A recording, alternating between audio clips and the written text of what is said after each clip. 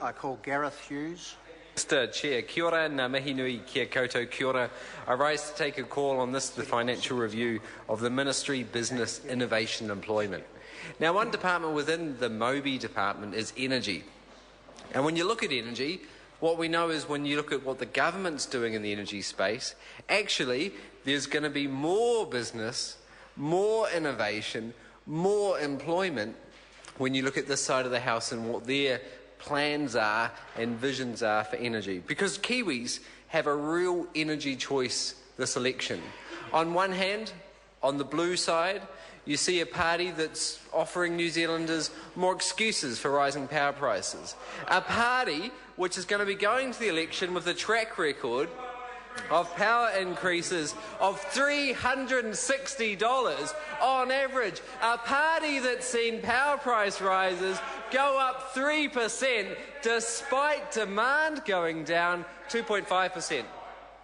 Mr Bennett, New Zealanders know all about that sinking feeling when they go to the letterbox to get that power bill from the big electricity company under National. Because what we've seen under the failed national electricity reforms, power prices have increased 67% above inflation since those Bradford reforms. So National, they're telling New Zealanders your power prices aren't too high, and in fact they're going to keep going up even when demand goes down.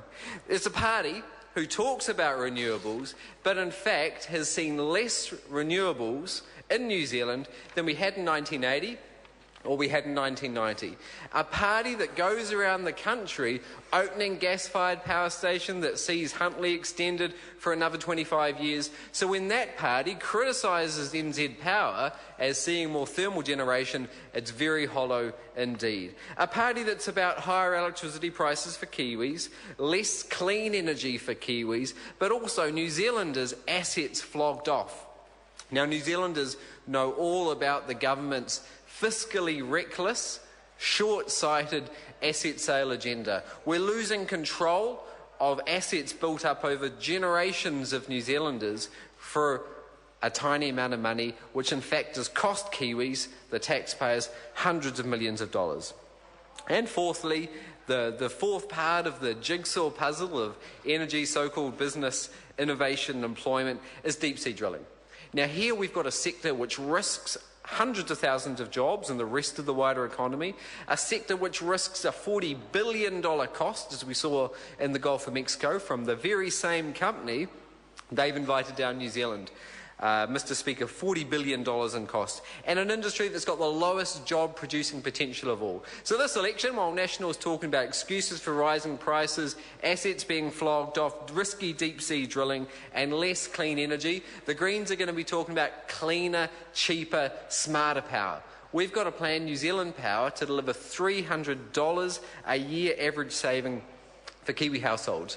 With 42,000 Kiwis disconnected in the last year, 4 times higher than 5 years ago, it's high time our government acted to put the interests of New Zealanders and their power bills before the profits of the big electricity companies. We've got a plan for 100% renewable power, and we can lead the world taking action on climate change. Mr Speaker, this election we're going to the public saying, while you see excuses on this side, the Green Party will put insulation under your roof and will put a solar panel on the top. What we know is there's more innovation in terms of the smart grid, smart devices, demand side, and empowered through New Zealand Power. We know there are 5,000 jobs, according to Burl, available in NZ Power, 1,000 extra jobs when it comes from installing 30,000 solar panels on Kiwis' roofs. So when the choices are between rising power prices, your assets flogged off, more risky deep-sea drilling, on the other hand, insulation under your roof and solar panels on the top,